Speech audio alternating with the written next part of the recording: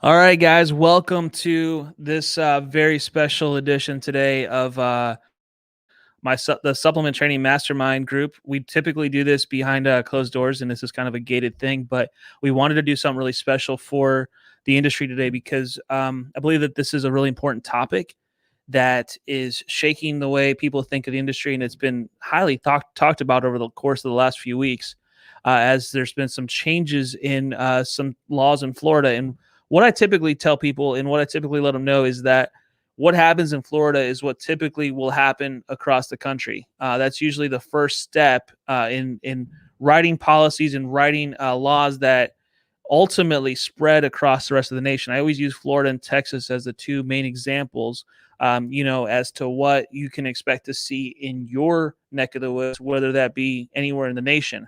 And so I wanted to do something and bring in an expert trainer, answer your guys' questions, and bring in someone that I know knows their stuff when it comes to Florida and this law in particular.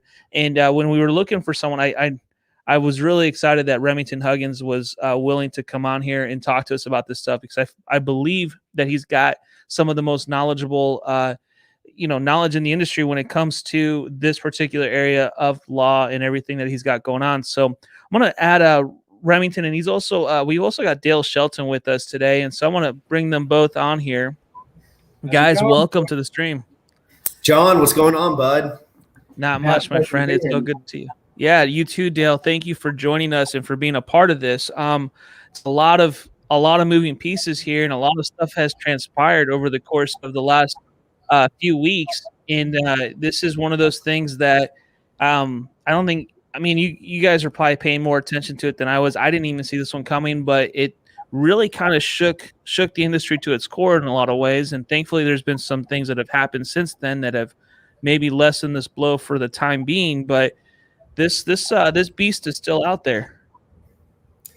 John, it sure is. And hey, first and foremost, I want to thank you for inviting me and Dale to come onto your show with the Mastermind Supplement Training group here program.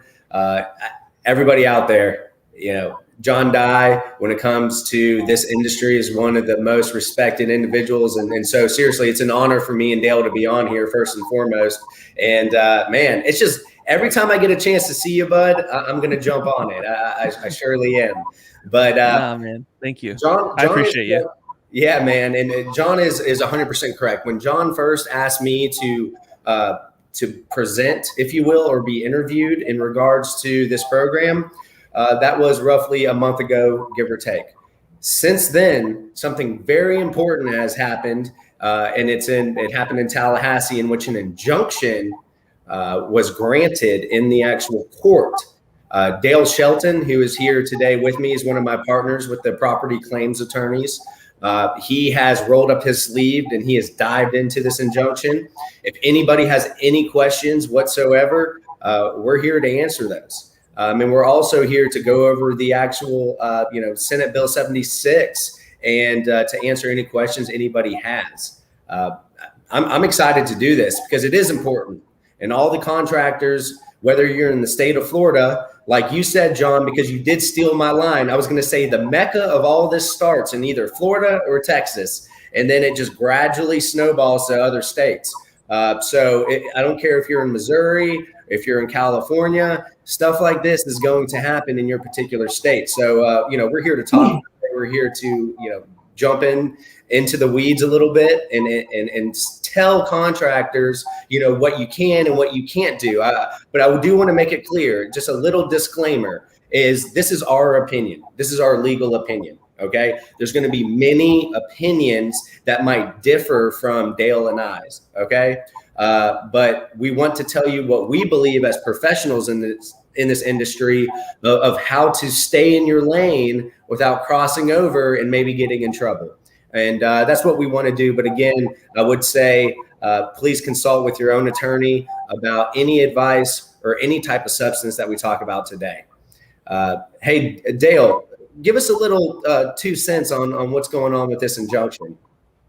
Yeah, well, I guess first and foremost, thank you for having me on. As all y'all will see here in a minute, I am nowhere near as polished as Remington is for the presentation part of these things. I'm used to arguing in front of judges and such, so it's a little bit different. So bear with me there. So big picture, what do we have?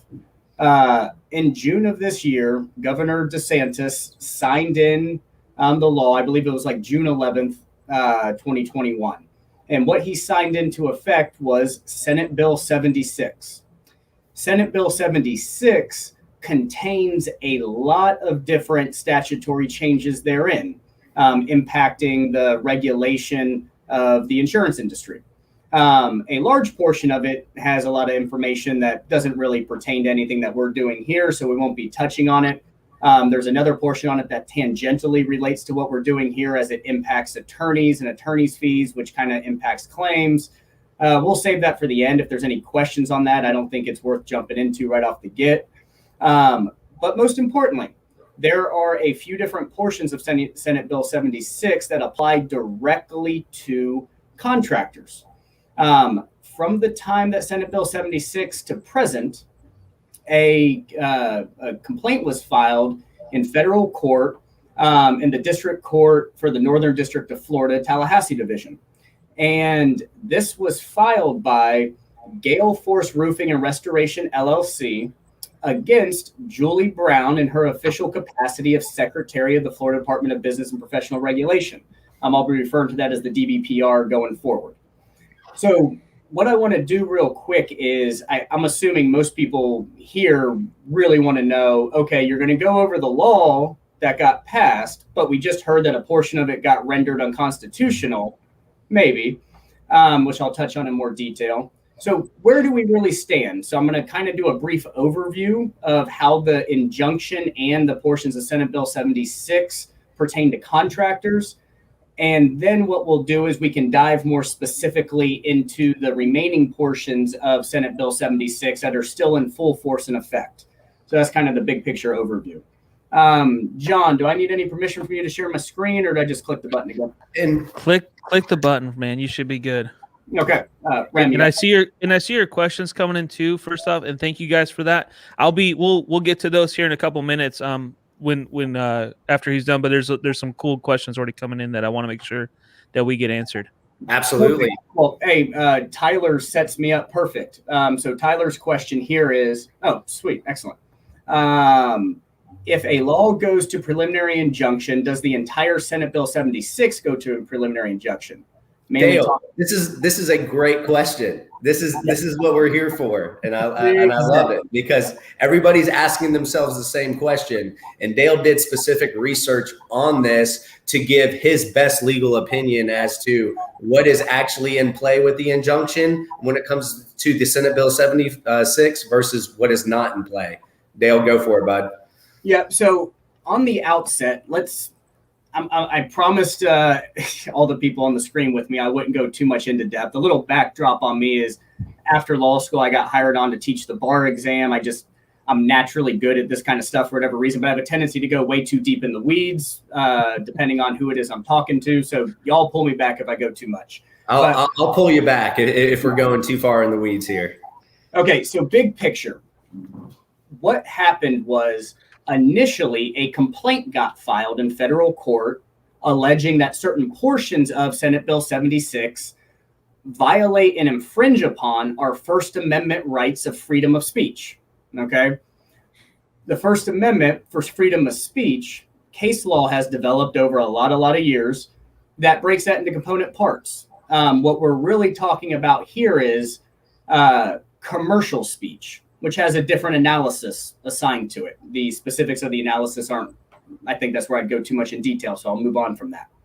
So what's important is for a preliminary injunction, one of the factors they look at is the likelihood of success on the merits of the underlying complaint for the portions that are being called into question, their constitutional validity thereof.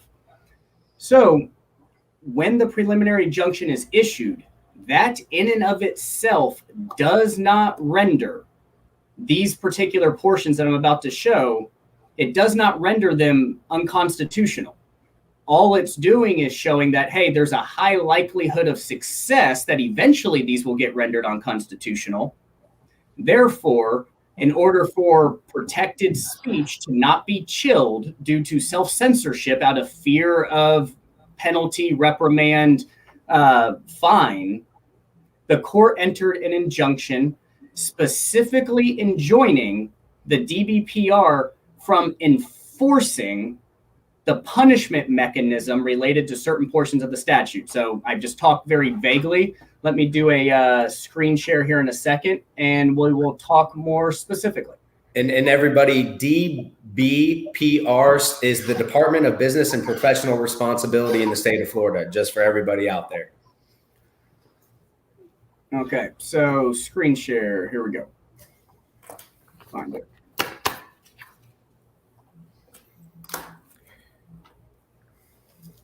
And I would like to say, guys, that so we all know about UPA. Everybody that's a contractor, a public adjuster, attorney, appraiser, whatever it might be, that's in this insurance restoration industry knows what UPA is. And when I've done presentations in the past, I've always had three main rules that if a contractor, really concentrates on, they are going to be, I would say, 75 to 80% in the clear. There's always, exceptions to the rule in other types of scenarios. But the three rules that I always stick with when it comes to UPA and being a contractor is, number one, don't act like an attorney. Don't talk about law. Don't talk about statute. Do not try to be an attorney. All right. Number two, do not talk policy language. All right. That's when you're stepping into the lane of a licensed public adjuster. That's why they have that license, is so they can talk policy language. Okay. Don't do that. And number three, do not negotiate a claim. What is negotiating? It's not you writing an exactimate estimate, or you don't have to even do an exactimate. For some reason, everybody believes you do in this industry. You don't have to, even though the insurance carriers want you to. But having an estimate and submitting that estimate to an insurance carrier is not negotiating a claim. Negotiating a claim is if you're at $100,000, the insurance carrier's estimate is at $50,000, and you put in writing to the insurance carrier, hey, let's split the baby on this. I'll do it for $75,000 and I'll do this job. That's negotiating. So there's a little fine line between that. This Senate Bill 76, in my opinion, impedes a little bit more on the contractors when it comes to advertisement and soliciting actual business. So they're trying to shrink your scope of what you can do as a contractor. As we already know, there's a scope through UPA, and they're just trying to shrink it more, giving you less business, less ability to talk to homeowners and policyholders, and for insurance companies to pay out on roof claims. That's what it is, big picture. Again, I'll let you go in about this injunction and what portions of Bill 76. The court in Tallahassee is saying that, hey, I think there's a high probability that this could be unconstitutional. So Dale, I'll let you take it from there, bud. Thank you. Okay, so on the screen right now, what this is just the second to last page of the preliminary injunction that was issued. As you can see, it's actually 44 pages. This was a very fun read. Okay, so this is what I want to point out specifically. And who's the defendant, Dale, in this action? DBPR. Well, technically, Julie Brown, who is the secretary for the DBPR. So it's not worth going into the details right now as to why they named her specifically, but basically our state is immune unless they have sovereign immunity. We can't sue our state unless they waive the sovereign immunity. So you got to find the right state agent. But anyway, okay. So this injunction is enjoining, saying the court is saying you're not allowed to take these actions, defendant, meaning the Department of Business and Professional Regulation, who by the terms of the statute have the vested power and authority to enforce violations thereof. Specifically, defendant DBPR must take no steps to enforce Florida statute sections 489.147 2A 3 and 4B as they pertain to prohibited advertisements until otherwise ordered. Okay, so I'm going to move this over. So what I have right here is basically Senate Bill 76. It's a 3-page document that I use for helping educate contractors on the new law. I took Senate Bill 76 personally and broke it down and basically made it readable, right? The versions that get posted, it's like nonsense trying to read it just verbatim off the page. So substantively, this is Senate Bill 76. Format-wise, my own formatting. I added in all the underlining, italics, and stuff like that just to help make stuff jump out. Okay, so that injunction said the DBPR is enjoined from enforcing 2A, 3, and 4B, okay, to the extent that it has to do with a prohibited advertisement, which necessarily incorporates Section 1, which is a definition section, okay? So, big picture, all these things here not highlighted are still in play. So in order to answer Tyler's question specifically, no, the entirety of Senate Bill 76 is not enjoined. It's not part of the preliminary injunction because the constitutional challenge here was not Senate Bill 76 as a whole, or not even the entirety of Florida Statute 489.147, which was created therefrom. It's specifically the prohibitions on freedom of speech. So where does that come in? 2A, a contractor may not directly or indirectly engage in any of the following practices: soliciting, which is a defined term above, a residential property owner by means of a prohibited advertisement. So something important to point out here is you actually impliedly, because of how the statute's written, you can technically still do these things regardless of the injunction as it relates to a commercial property owner, first and foremost. Secondly, prohibited advertisement. This is what's at the heart of the constitutional challenge. Let's go look at the definition of what a prohibited advertisement is. Any means, any written or electronic communication by a contractor that encourages, instructs, or induces a consumer to contact a contractor or public adjuster for the purpose of making an insurance claim for roof damage. This term includes, but is not limited to, door hangers, business cards, magnets, flyers, pamphlets, and emails. So what I'd like to do here is, let's go and make this nice and specific. Let me find. And what they're saying, guys, is the court in Tallahassee believes that the actual plaintiff in this action has a great possibility or probability of this particular section of this law being unconstitutional, because they're limiting the speech of the contractor not to be able to solicit in the ways that they were last year, just for instance. That is specifically big picture what this court is saying to everybody in the state of Florida right now. So what we have here, and thank you, Remington. So what we have here is this is directly pulled from the injunction. The court inserted as an exhibit into their order the actual door hanger, which is what the statute was talking about. And we can see the language on here. Call us now for a free inspection. You may qualify for a new roof. Your roof may have storm damage from hail or wind. Damage that insurance covers. Okay. During oral arguments, from what I can tell from the way the judge wrote his order, counsel for the DBPR specifically said, yeah, this is the exact type of thing that, in our opinion, would violate the prohibition on prohibited solicitation. this type of door hanger. This is what was being argued about. Gale Force went so far as to let the court know, hey, it's our entire business model. We reach out and offer free inspections. We let people know that insurance might cover the work.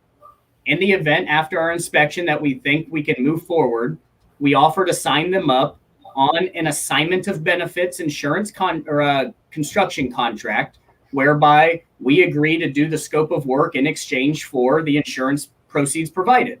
That's our business model, court. We're not trying to do anything illegal. DBPR was arguing, hey, by you doing that, it could potentially lead to homeowners being herded down a path towards fraud, herded down a path towards wrongful or overinflated insurance claims, things of that nature that are all very speculative. The key thing here is the statute itself does not distinguish between truthful, honest communication and fraudulent and or misleading communication, right? If we look at this, there's nothing in here that says for purpose of making an insurance claim for roof damage that is otherwise unfounded in fact or law or, any kind of qualification like that. The key thing is this is overbroad. It is prohibiting both truthful, honest communication to the consumer, as well as potentially fraudulent or misrepresented information. That's the key thing for the statutory challenge here, because the statute then is not written to then have, quote, a reasonable fit for the goals that the DBPR is advancing here. So what does that mean for you contractors out there? Well, it means this. As it sits right now, I want to be perfectly clear about this. Even these highlighted sections with the injunction there, this is still technically Florida law. The preliminary injunction, while the court was very, very, very express and affirmative that they believe that it's going to ultimately be held to be unconstitutional, these specific parts, it's still technically Florida law. All this injunction does is prevents the DBPR from enforcing these penalties in subsections 3 and 4B. I would hope that everyone watching the show as a contractor is actually a licensed contractor, which is a smart thing to do. I advise as an attorney to get your license if you don't have one. So I'm just going to focus on subsection 3. A contractor who violates this section is subject to disciplinary proceedings as set forth in 49.129. That's the statute that generally gives the DBPR the power to regulate and do what it needs to do.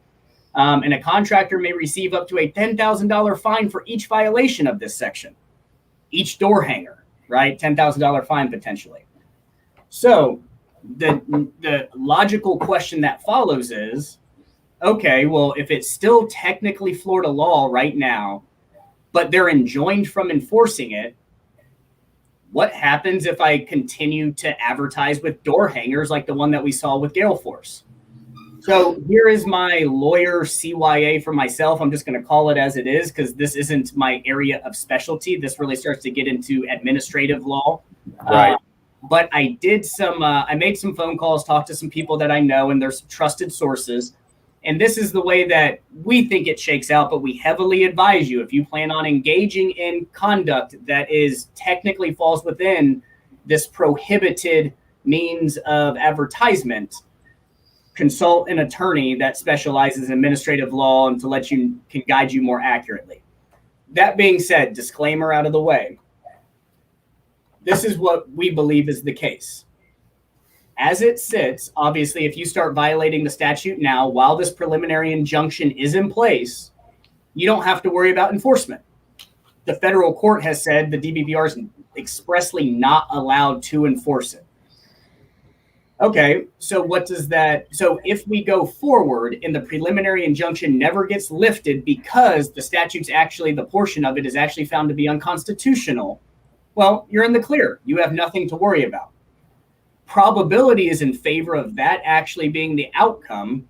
Now, I'm not saying I'm not assigning a direct percentage to it. I'm saying if we're doing a coin flip, it's, in my personal opinion, it's slightly better than a coin flip looking at the judge's order. That being said, let's talk worst case scenario for a second. You go out, for the time being, you engage in these prohibited advertisements, then the injunction gets lifted, and the statute then is not found to be unconstitutional. Well, obviously, as soon as that injunction gets lifted, if it does, you need to cease and desist from doing any prohibited acts because you're no longer protected. Secondly, what happens to any of the acts that you did while the injunction was in place, but now the injunction has been lifted and the statute hasn't been rendered unconstitutional? Are you in trouble? So this is what my disclaimer was going to and everything else. In that situation, the way that the statute is written in the orders placed upon a DBPR, they are legally obligated to investigate every complaint that comes to them. So who do we know is likely going to be very, very hot on the heels of filing complaints? The insurance companies or agents thereof, whoever it may be. So all this flood of complaints then would come into the DBPR. They're forced to then go investigate because the law requires them to. Okay, so what you can expect then is that you're going to get investigated. So if you're doing these types of prohibited advertisements, I think it's very, very important that you have some internal system that tracks the exact date of when you did them in the event that the injunction gets lifted. Because then if a bunch of complaints come in and they start looking into each individual complaint, the investigation, as long as you can clearly show that that act was taken while the injunction was in place, that investigation should come to an end and a conclusion as soon as the DBPR is able to recognize that that quote prohibited advertisement took place during the term of the injunction. That's the key thing here. So that's what we have to be on the lookout for. Now, potentially, they could continue forward.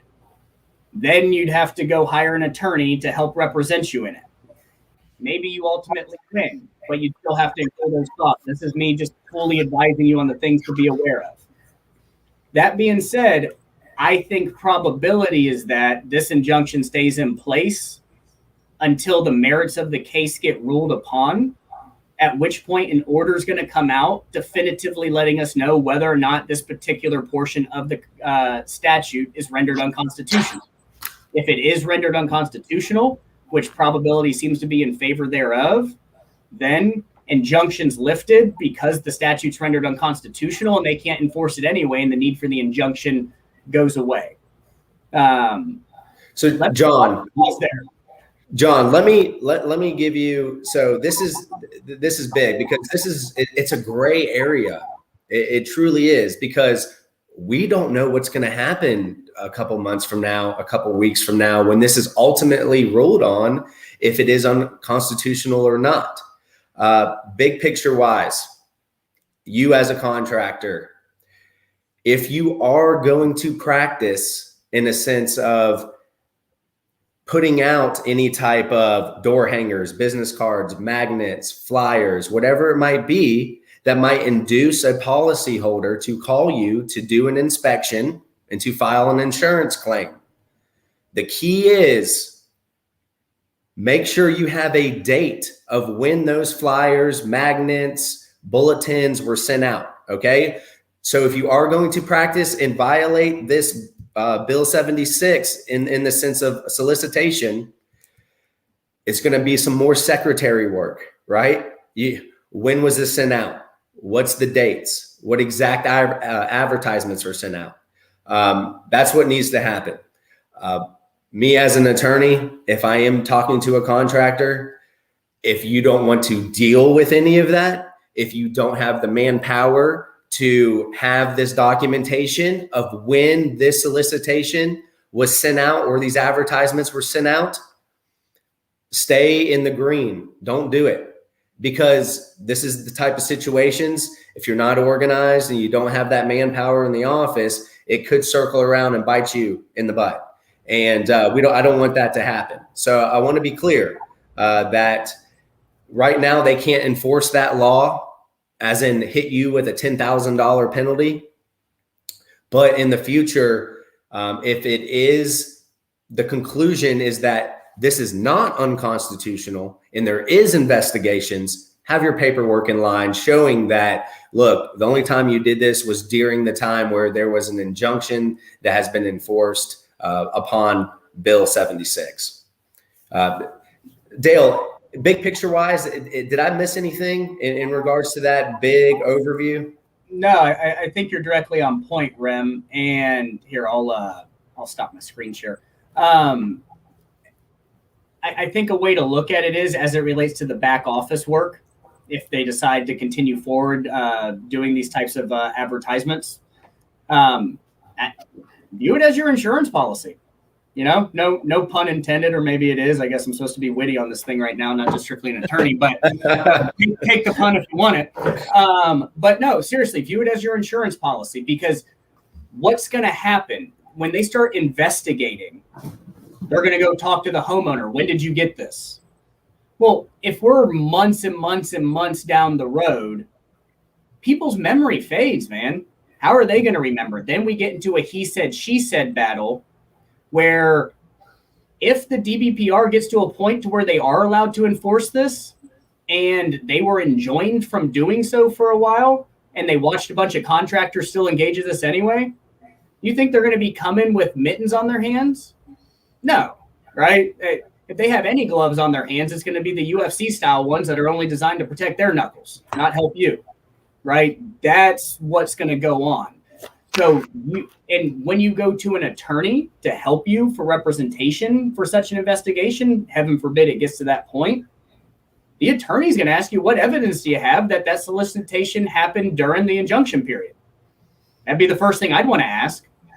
Or Absolutely. Are we just going to sit here and have a battle of affidavits playing he said, she said, which is not a good spot to find yourself in, especially if a $10,000 fine for each violation, well, that could add up very quickly if you're doing mass door hangers, right? So we don't want to, if you're going to engage in that, hedge your bets. Every one of those door hangers could possibly have a $10,000 price tag on it. It's a way to look at it. So a little extra secretarial work. I mean, one thing that I would suggest doing is if you do runs of them, actually put the date sent or something like that on the door hanger itself, or on whatever it is you're sending out. So the actual thing they would be arguing about has a date on it. However you want to track it. I think that would be a good idea. 100%. So guys, contractors, that is what this injunction's about. All right. And we tried to break it down because everybody's been asking. I can't tell you how many text messages and phone calls I've received in the last week and a half, 2 weeks, when this injunction actually came out in Tallahassee. That big picture wise, we tried to shrink it down into 30 minutes. Dale and I could go on for 7 hours, but we don't want to bore you. And what we did was try to just boil it down to terms in which anybody can talk about and interpret of what they are trying to enforce or trying to say that might be unconstitutional. Dale, with that being said, in regards to the injunction, let's continue on Bill 76 on what actually has changed and what is enforceable in the state of Florida as it pertains to contractors. And I think the first provision would be 2B, because the courts did not say that that could be potentially unconstitutional. I'll let you dive into that one right now. Yeah, well, here, we'll put it on the screen for everybody. And this kind of answers Zach's question when it comes to referral fees. 2B kind of brushes on it a little bit, if that is allowed or not. Yeah, that was Tyler. And Zach, thank you for coming in here too. I see Zach Willard's on here. I think Zach's one of the owners of Gale Force Roofing. We'll definitely connect with you as well. I'd like to get some information from them. But yeah, like it seems, we see this injunction, so everyone's like kind of like chomping at the bit, thinking this whole thing has kind of been stopped, but it really hasn't. And there's a lot of it that has still gone through as law. And even the injunction part in this whole change, I think, gives us a really good look into what the carrier's intentions are right now and what they're pushing, their lobbyists are pushing to make a reality. Yeah, I couldn't agree more with that statement, because to me, the injunction, I'll just wrap that up real quick. My personal opinion, it's not trying to prevent homeowners from being herded down a path to fraud. You could do that by prohibiting fraudulent and misrepresented information to homeowners. What they're trying to do is prevent homeowners from being educated on their rights truthfully in order to protect from more and more claims coming in, because obviously the contractors are doing mass advertisement. And this may be like my opinion on this, but it seems like over the course of the last year and a half, 2 years since Hurricane Irma, we've heard nothing but rate increases and craziness of insurance companies dropping homeowners in Florida, going nuts, talking about how bad they're getting hurt in Florida, raising this awareness amongst the consumers so that they would in turn vote yes for this bill. It's a propaganda. Right. It is a propaganda machine. And like what we were talking about before we came on, this is one of the reasons I was complimenting John so much on his platform and what he's doing, bringing contractors together to have the free flow of information and everything. I tell homeowners, client, whoever it is all the time, think about it. Like in theory, 5 on the insurance company side, 5 people that are high-level executives at 5 of the biggest insurance companies could literally just have a group chat on their cell phone between them. And from that single group chat could influence billions of dollars of insurance funds, lobbying, laws getting passed, everything else. They have a very easy united front. While they may be in competition with each other in terms of getting more policyholders signed up with them, they're not in competition as it relates to, we all want the laws to make us have to pay out the least so we can keep the most. That's their goal at the end of the day. On the homeowner side, on the insured side, policyholder side, we don't have the same united front, right? We have a slew of law firms that represent individual homeowners, ours being one of them. We have a slew of public adjusting companies doing the same thing, and a slew of contractors doing the same thing.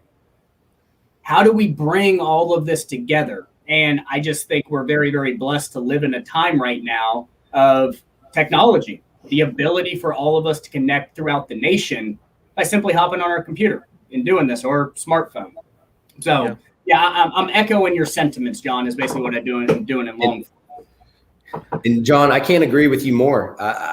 It's my opinion that the insurance carriers, through their lobbyists and everything else, commercials, whatever it might be, it's a scare tactic for this type of bill 76 to be passed. Guys, I don't care if Hurricane Irma hit Southwest Florida or not. Guess what? The premiums are going to get increased anyways. My father, ironically enough, he would work for an insurance company his entire life. In the early 70s, he would knock on doors and collect quarter premiums every month. Guys, that is unheard of now. And that was like the mob, right? So, it's one of those things where, guys, premiums are going to be increased. It doesn't matter if a hurricane hits Florida or not in the next 10 years. It's my opinion. I am very confident 10 years from now, premiums are going to be raised. Okay. It's just part of the business, and it's really part of every industry. Right. It doesn't matter if it's insurance or not. Prices are going to increase, so it's a scare tactic. They're doing a great job. John, platforms like this that you've created is trying to just provide education to everybody in our industry, and we need it. So, again, I'm piggybacking off of what Dale said as well, and this is a great way to do it.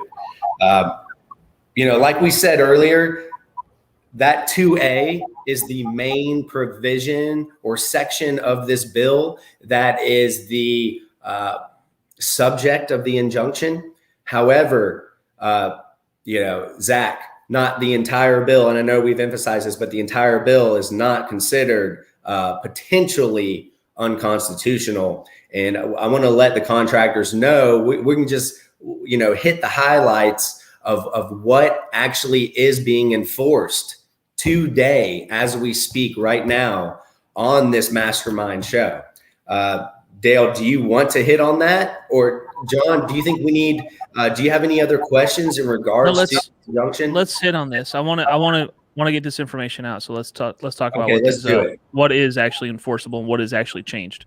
Okay. So what is enforceable is almost everything else, basically, is the way to think about it. Like, we have one little portion that the injunction applies to. Everything else you see here not highlighted, that's 100% enforceable. It is being enforced. It will be enforced.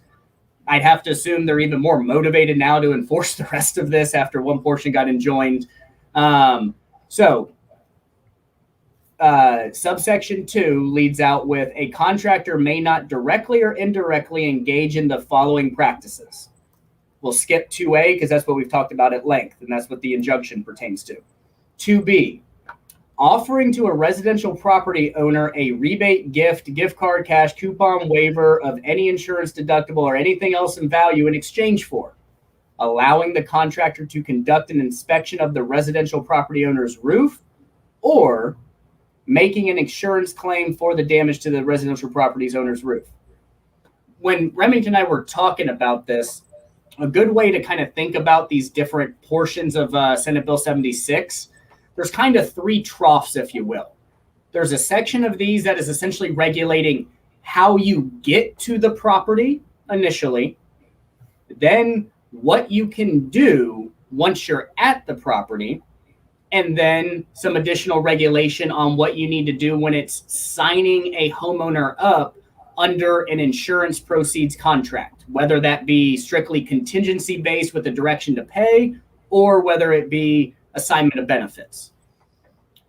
2B is regulating essentially how you get to the property, at least 2B1, right? You're offering something of value in exchange to the homeowner, exchange for them to let you get on the roof.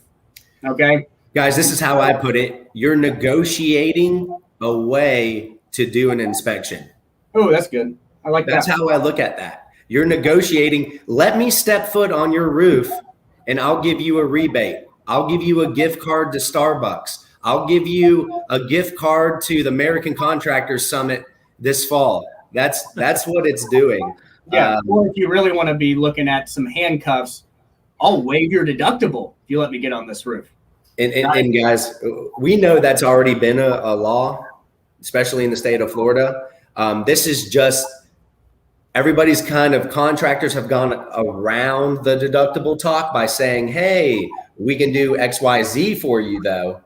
This Senate Bill 76 doesn't allow you to do that negotiation to step up on somebody's property. That's the way I look at it, Dale. Yeah, I think that's a good summation of it. So if we go then to 2B2, I hope we didn't need a law for this to be in place, but basically don't offer something of value to incentivize the homeowner to file a damn claim. Sorry, hey John, am I allowed to cuss on this? Go ahead, man. You're good. Damn is good, Dale. That you're good with that one. I'm permitted with that one. I talk like a sailor. This isn't that bull show. Yeah. Fair enough. Okay, so just don't do this. I think this is relatively obvious, but obviously don't financially incentivize a homeowner to go make an insurance claim. That's just, number one, it's not a good look. Number two, if it's actually something that's going to be contested on the claim basis anyway, that's going to come out when we get to deposition, right? They always ask, opposing counsel always asks, why did you make a claim? Well, if the person actually answers honestly under oath and they say, well, I don't know, the contractor said they'd give me money if I filed a claim.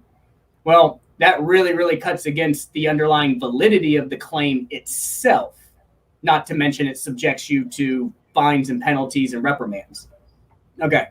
2C, offering, delivering, receiving, or accepting any compensation, inducement, or reward for the referral of any services for which property insurance proceeds are payable. And Dale, I think this specifically answers Zach's question that he had earlier in regards to referrals. I think this might hit it right on the head. He said mainly talking about the referral fees. So Zach, yes, the referral language within Bill 76 is still enforceable. Just making that clear. And I think the reason that wasn't contested is that's not really any form of protected commercial speech, right? Maybe that could get challenged on some other bases, but that's likely going to stay in effect based upon the legal standards. I'm not saying I necessarily agree with it or disagree with it. I'm just saying based upon the legal standards that the court's going to be constrained to, I don't see that going away. So yeah, referral fees. Okay. 2D. So now 2D is really getting to, now we're regulating you're at the property. Presumably you made it there legally. You didn't violate anything to step foot. Now you're talking with the homeowner.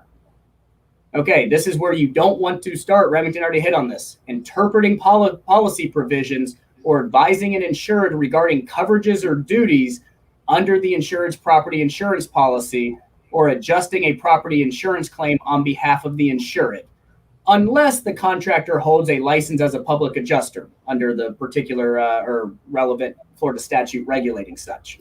And I'd like to step in here and say, for you supplementers out there, this is where the Bill 76 somewhat comes into play. Okay, you already stepped on the property. You already have performed the work. Okay, so all provisions within that bill have already been satisfied. You've already complied with all of those. There's a supplement that's involved. You get in there, the decking is rotted, right? 2D, for you supplementers, it's going to be tough. I get it. Trust me. I put myself in your shoes to try to figure this out. But do not talk about the policy language. Get the actual homeowner, your client, to contact the insurance carrier and ask if your policy allows you to supplement. Okay, that's what you need to do. It's very important for you supplementers, because you don't want to stand up on a roof and get down and tell a policyholder, hey, your policy is going to pay for this supplement. Although you're not talking specific policy language, I just don't want you guys being in that gray area. So just simply get that homeowner to get on the phone, call the insurance agent, or not agent, excuse me, adjuster, and ask if the policy allows for supplements. And if so, my contractor has a good faith estimate for this supplement, and I want to submit it over to you. That's the steps that you need to take if you really want to be in the clear for you supplementers out there. And Rem, did you provide me with the perfect segue as it related to a good faith estimate? That takes us to 2E. Remember, it starts out with saying a contractor may not directly or indirectly engage in the following practices. You're not allowed to provide them with an agreement authorizing repairs, and this is related to an insurance claim, without providing a good faith estimate of the itemized and detailed cost of services and materials for the repairs undertaken pursuant to the property insurance claim. So this language right here is essentially directly pulled from the Florida AOB statute that got enacted in July 2019. That was one of the requirements, is that you had to have an estimate attached to the agreement at the time that the agreement was executed. While this statute does not specifically state what I'm about to say, I'm going to let you know that the development of Florida law is seemingly making it pretty clear that this is what you need to do. You need to make sure, this is the way that I've been advising my contractor AOB clients specifically. You need to make sure that, think about it this way, you have your agreement for them to execute that's allowing you to do the work. Now you have your signed contract. Part of that agreement needs to be the estimate. So really think about that. Not to give them the agreement and then a few days later you send them the estimate. It needs to be physically attached to it. So if you want to think about it as the staple test, are all these things stapled together at the time it's handed to the homeowner and they sign it? That's what you need to be accomplishing, or DocuSign, or however it is you're providing it to the homeowners. So sounds like they need sumo quote. Oh, go ahead. Sounds like they need some sumo quote going on there. I'm not sumo quote. It's a really awesome estimating software that would give them all that information in one estimate. Gotcha. So something I want to touch on here, though, because I've personally received a lot of questions from contractors regarding this. What constitutes a good faith estimate of the itemized and detailed cost of services and materials? Is that one line item? Hey, I'll redo your entire roof for X amount of dollars. That probably doesn't suffice. Is it 2 line items? This is what we're going to charge for removal. This is what we're going to charge for replacement. I don't know. Maybe, maybe not. This is one of those cases, though, where, remember, these violations subject you to potentially a $10,000 fine for each violation. Now, while there, in my opinion, there's no legal number of line items that then makes it good faith, I just, think about a macro that you have set up inside of Xactimate if you do that. If we have, a line item for tear off and removal, then there's a number of squares next to it. Then there's a price per square. And then it's a simple computation that way. Okay, that's good. Then we add another line item for underlayment, another line item for whatever roofing material is going back on, whether it be tile, metal, shingle, what have you, mod bit.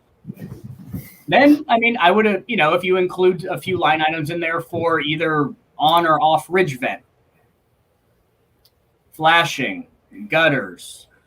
I am, my gut feel, because this is going to come down to an attorney. If this gets contested in an insurance claim, it's going to come down to an attorney sitting in front of a judge during a motion to dismiss hearing, needing to argue that this actually your estimate actually satisfies this provision. The judge is in an interesting spot of it's a merger of fact and law that they're deciding, and they have a lot of discretion therein. A judge, in my personal opinion, especially if you get one who is pro insurance company, if you will, or at least anti AOB contractor. I've sat in front of my handful of those. They're going to try to be looking at it through the lens of, are they just trying to do a workaround? Right? Are they really just trying to scoot around this? So I don't know. For me, somewhere 8 to 12 line items on your, pretty standard residential roof, that would seem to probably keep you pretty safe. But there's no magic number, right? It's going to kind of be job specific in a sense. Yeah. But something to keep in mind there. Once again, it's a little bit of your insurance policy. Is it better to only do a couple line items so your guys can sign people up quick on the spot in the field? Well, for what you're exchanging in speed and conversion ratio of sales, the cost assigned there too is, for each of those estimates, potentially a $10,000 fine, along with other disciplinary proceedings that could come. Is that balance really worth it? It's a business judgment decision at a certain point. So really, really think about it. And I'm the first person, a little backstory on me, because it's kind of relevant right here. I'm the first person in my family to go to college and graduate, much less go to law school. Growing up, all of my dad's friends were contractors and such. So I did summers in Florida putting on roofs. Not as the technical person. I did summers in Florida carrying roofing materials up onto roofs from ladders because the contractor didn't use any boom trucks or anything. Also worked for GC. So I more relate to contractors than I do attorneys, quite honestly. I understand the alpha mentality that's there. right? This desire of, I'm going to do the least amount possible to prove a point. I get it. I'm telling you right now, the appropriate business decision is not one founded in pride and ego. It's one founded in sound business acumen. And that's an appropriate cost-benefit analysis, in my opinion, of risk versus reward. So to the extent that you're making your decisions based upon, screw them, they're not going to constrain us like this. Well, if that's the flag you want to, if that's the hill you want to plant your flag in and fight that fight, go for it. I'm advising otherwise. So I'll leave it at that. And guys, here's my 2 cents on this. Use your common sense. Okay. Is this a detailed estimate or not? And truly put yourself in somebody else's shoes and answer that question and go with your gut. 90% of the time, your gut's going to be right. All right. But just use that common sense. Is this a detailed good faith estimate? And if you can truly say yes rather than no, then you're going to typically be in the clear, like I said, about 90% of the time. With this particular section, which is 2E, the second paragraph of the outline that we have is very important for people, for contractors who supplement. Why? Because it still allows you as a contractor to supplement. This Bill 76 still allows you to supplement. It specifically states a contractor does not violate this paragraph if, as a result of the process of the insurer adjusting a claim, the actual cost of repairs differs from the initial estimate.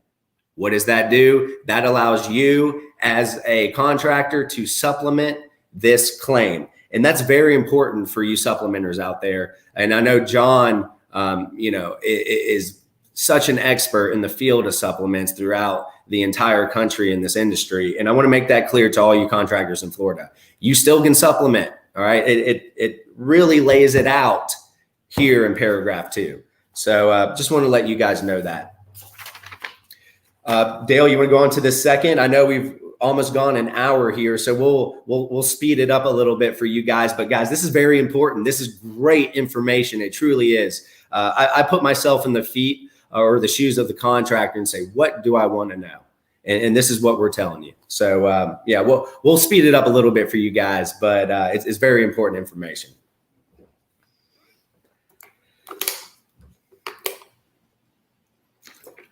And Dale, so we're going to go to 4A, which has not been a part of the injunction. The courts have decided that this is not probable, that it is unconstitutional. So this is still enforceable across the state of Florida.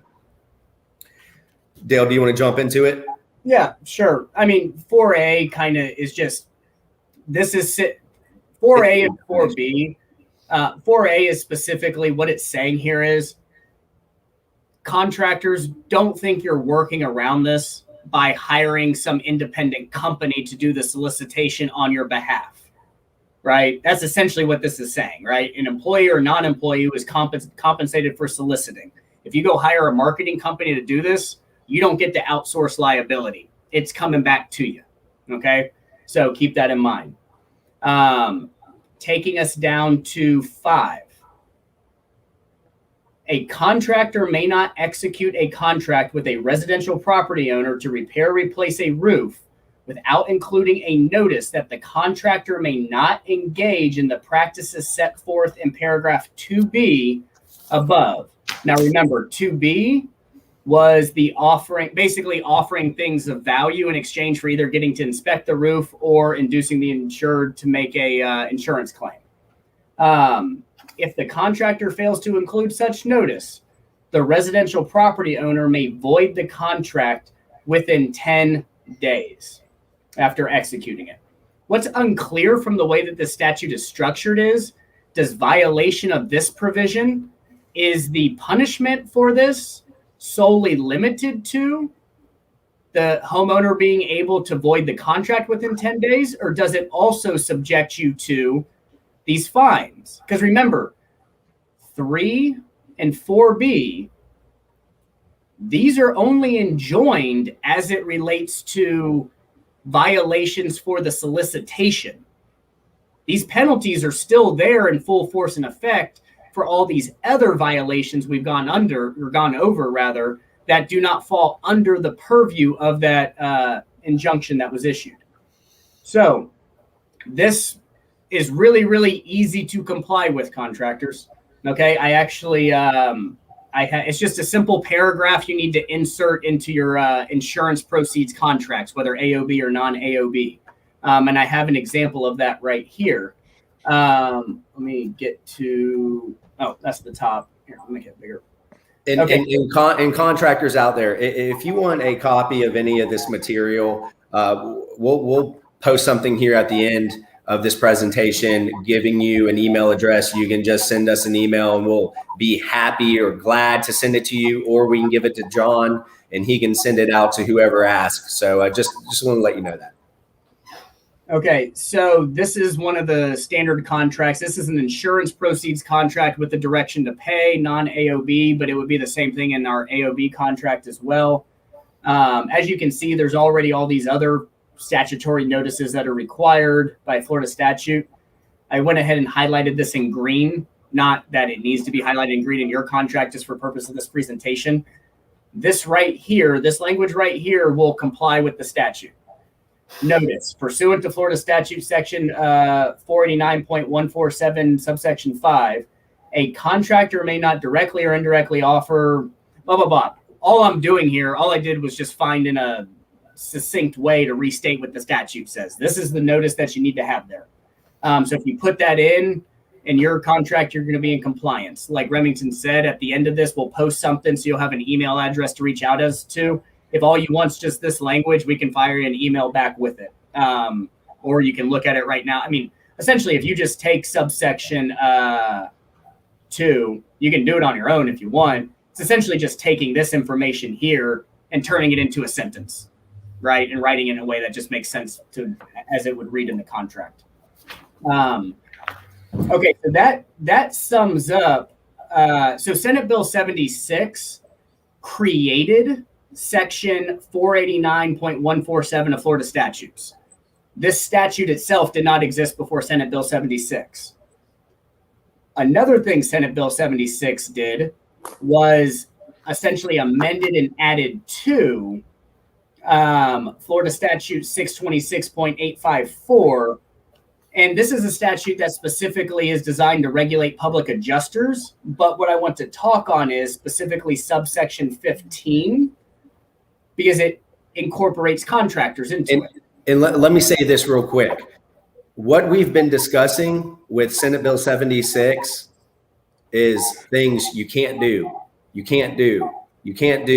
regulating, shrinking what you as a contractor could potentially do, other than my 2 cents on this. Still allows you to supplement, and it still does. But it's more of what you can't. This added language that they provided in 626.854 are things you as a contractor can do that you're still allowed to do. And Dale, if you want to hit on those, or I can hit on the first one if you want to do your share screen on it, Dale. And it states the prohibition against solicitation does not preclude a contractor from suggesting or otherwise recommending to a consumer, which is your client, that the consumer consider contacting his or her insurer to determine if the proposed repair is covered under the insurance policy. So you as the contractor can suggest to your client, hey, you see this good faith estimate that I drafted for you? I recommend that you take this good faith estimate, submit it to your insurance carrier, and see if this is covered under your insurance policy. That is what this paragraph is allowing you as a contractor to do in the state of Florida.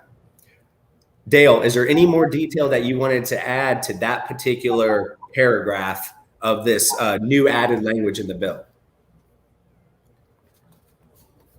You just kind of froze. Are we good? Yeah. So what I would add there just simply is, as you see right on the end of it, It says, except as it relates to solicitation as prohibited in section 489.147. That's the solicitation prohibition in section 49.147. That's exactly what we've talked about as the injunction applying to.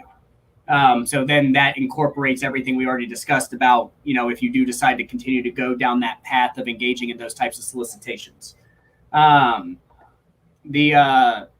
Rem, you want to do the next paragraph? Yeah, the second paragraph that was added, which I think this is good. It's another, what can you do as a contractor? And I'll boil it down into simple terms. It allows you to discuss your bid with the actual homeowner of what is being repaired and what's not in the pricing of those repairs with the homeowner. And this paragraph says that you can actually discuss your bid and your price with the insurer of the property. That means the insurance company. So you as a contractor can discuss it with the homeowner, which is your client or potential client, as well as that insurance company. However, still do not fall into the trap of negotiating, okay? You saying that, hey, look, here's my bid. It's $100,000 to do this big tile roof in Southwest Florida, and talking with the insurance carrier about it is different than negotiating, which is, I use the term splitting the baby on pricing because everybody knows that's negotiating, okay? Don't step in that gray area. If you're talking about line items and the insurance carrier says, well, actually, show me documentation that this portion is actually damaged, and you submitting a bid with some documentation, to me, that is not negotiating, okay? They just want you to show that this is actual damage. And if you want to play it really, really safe, have your client send it in. But this is what it allows it to do. You can talk about your bid. You can talk about your scope of work. You can talk about your price with the insurance carrier and with the homeowner. Just don't negotiate it with the insurance carrier. That's the main point of paragraph 2, in my opinion. Dale, do you want to fill in any gaps there? Yeah, one thing I'd like to add to it from what you just said, which I'm in complete agreement with everything that you just advised on, is that don't negotiate like Rem described, but also if you're going to make the call to the insurance company as a contractor who does not hold a public adjuster's license, you are not allowed to discuss policy. Okay, so let's really break that apart for a second. What does it mean to discuss policy? Now, obviously, contractor, if you were sitting there with a copy of the insurance or the homeowner policy itself, reading sections to it, arguing with the adjuster, well, I think we all understand that's, discussing the terms of the policy. I'm just going to bookend things. Whereas on the other end of the bookend, you simply just did what Remington said. Here's my estimate. Here are the supporting photos. This is the stuff that's damaged. And I'm being very selective on that word. All you said is, this is the stuff that is damaged.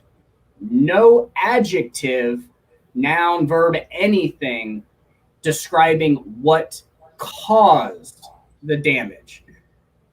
There's no direct case law on this, but if I'm giving advice on how to completely stay in the clear, this is how I like to do it. And really what you just want to think about is causation. Okay. Does the Florida Building Code, except for limited circumstances, such as, something that might implicate, the IICRC S500 or S520, where we have a certain water loss and it matters what type, was it gray water? Was it, what actually caused it? Because that changes how you have to go about the reconstruction and remediation of the property. That's different. The Florida Building Code, let's just talk just about a roof. That's what the statute's really going to. Does the Florida Building Code really care what damaged the roof? Or does it just care that it is damaged?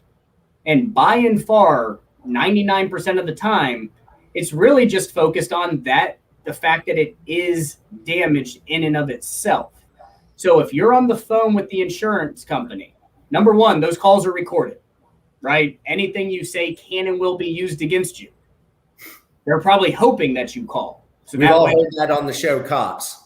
Yeah, exactly, right? Who are those attorneys out in California that do the marijuana law where it's like, shut the F up Friday, something like that? Like, I think that applies here, right? But in any event, the point that I'm getting at is if you start to say these shingles or whatever it may be, this is clear wind damage. Why does the fact that it was damaged by wind matter? If we really, really tease that out, does the Florida Building Code really care that it was damaged by wind as opposed to someone tearing it or whatever the case may be? No. Well, why are we bringing up wind? Because that is what is generally triggered under most of these insurance policies for Florida, wind, hail, something of that nature. So are you expressly discussing the terms of the policy if you say this particular piece of roofing material was damaged by wind? Maybe not expressly, but if I was the attorney on the other side trying to prosecute you for it, my question would simply be, why did it matter that it was wind? And I'd sit there quiet and wait to hear your explanation. And then I'd be able to lead you right into a corner of saying the only reason you mentioned wind is because that implicates policy coverage. Therefore, you're discussing policy. So I'm not saying I'm 100% correct on this, but what I do firmly believe is if you follow this rule and don't get into discussing causation, that in and of itself is going to keep you very, very, very much in the clear as it relates to discussing policy. John, with you being a contractor, does that make sense? I know I'm talking about causation and everything, but conceptually, does that make sense? Do I need to elaborate anymore? No, absolutely. I think contractors need to stay in the lane of contracting. No, it doesn't matter why it's damaged or what caused the damage or any of that stuff. If it has to be replaced because of good construction standards and based on what construction principles are applied, that's where they need to stay in their lane. Getting into policy language, into any of the other things that are not related necessarily to general construction standards, I don't care who's paying for what. I care that I do the job correctly and do things legally according to what my license allows me to do and what I'm supposed to do that's best for the policyholder or the homeowner, more importantly than any policy that's involved in that regard, and leave the policy language to PAs and you guys that are doing this day in and day out and that actually can provide the homeowners the correct level of service in that regard. Yeah, and something that just popped in my head on the spot is, I think on the supplement side of things, this is something I've ran into, or not, I've handled a bunch of it for one of my contractors in Jacksonville. And that is, once you start doing the work, you do the tear off, then you discover a bunch of sheathing that is, let's just call it a non-nailable substrate, right? Because that's really what the building code cares about. Mm-hmm. The insurance company, if you're supplementing, saying you want payment for the sheathing, what do we know is going to be their response? Well, the policy prohibits coverage for rot, deterioration, wet and dry rot, right? They're going to throw that in there. One argument that's always there, assuming that there's coverage for this under the terms of the policy, is ordinance and law coverage, right? That's one of the arguments we make, which is, hey, the contractor's not replacing this because it's wet, dry rotted, whatever. They're replacing it simply because the Florida Building Code requires a solid nailable substrate. It does not have a solid nailable substrate. Therefore, we had to replace it. So this falls under the ordinance and law provision. Now, everything I just said there, you contractors aren't allowed to say a peep of that. Instantly, you're evaluating policy. So my point in bringing that up, though, is not that I have any specific advice on how for you to navigate that, because I think you're just going to open up a can of worms you don't want to. Start to think through methodically the most common things that come up that you end up supplementing on. Which ones are you able to actually talk about, especially in the face of opposition from the insurance company, without bringing in insurance law or the policy into play, rather? And then you'll be able to start to group them on your end to where you'll be able to really accurately advise the homeowner, like, hey, go ahead, here's our good faith estimate for this supplement, for this damaged sheathing.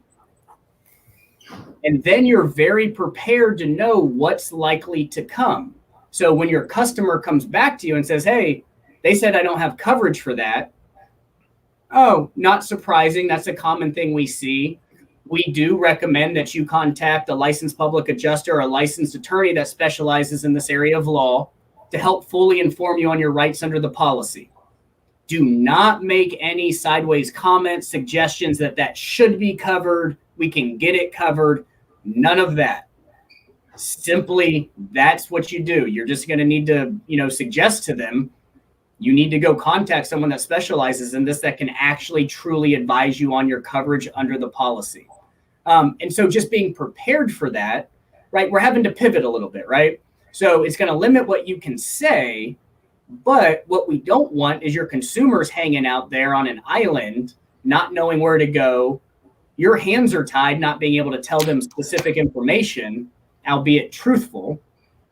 So you need to be able to direct them somewhere. Dale, do you think be cohesive? Do you think, and I'm throwing this out there, do you think it is okay for a contractor to have a copy of the IICRC or any type of building codes and hand that over to the actual policyholder to review? Do you think there's anything wrong with that? On its face, if all they were doing, say, let's take it back to our hypothetical on sheathing. If it was the specific Florida building code section related to that, the contractor shows the homeowner pictures of the damaged sheathing they found, a good faith estimate for what it's going to cost to repair, and attached there too is a copy of the relevant portion of the Florida building code that says why they have to repair/replace that sheathing. As long as it stops there in that nice bubble, I think we're good to go, because that's the Florida building code. This is a good way that I think a good thought experiment for contractors to engage in. If this was a cash job, insurance wasn't even implicated, what information would be relevant to the homeowner for why you need to do what you need to do? Well, portions of the Florida building code letting them know, hey, I'm not, just blowing smoke, so to speak. This actually says I'm bound by Florida law to go perform this sheathing replacement, or else we're not going to pass inspection. We're going to have to tear everything off, redo it, yada, yada, yada. Yeah, I think that's perfectly fine.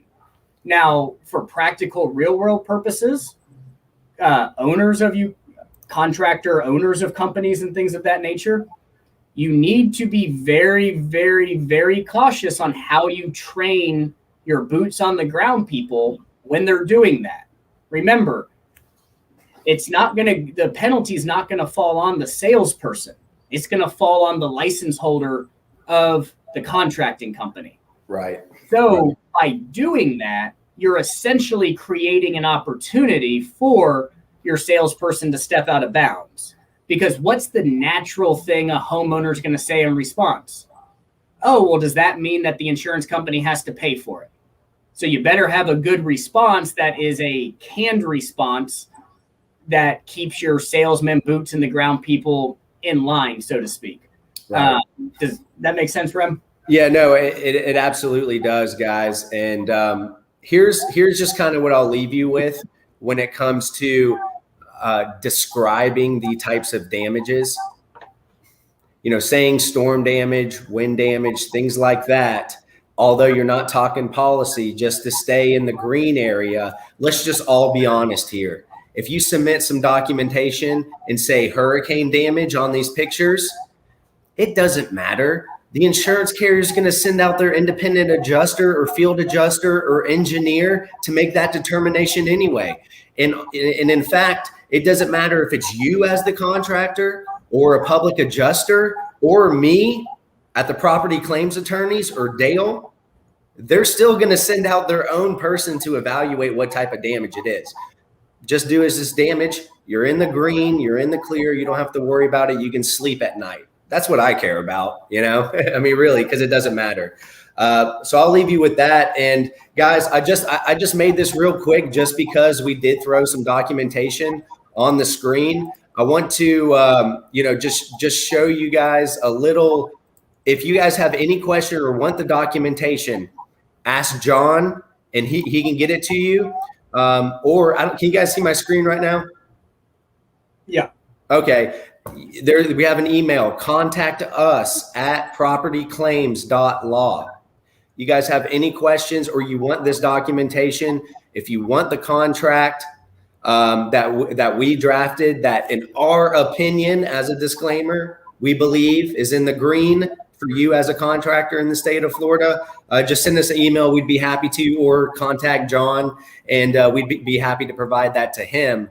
Again, as a disclaimer, talk to your own attorney about what we send over to you. But hey, as we've all described earlier, is we need to collaborate, all right?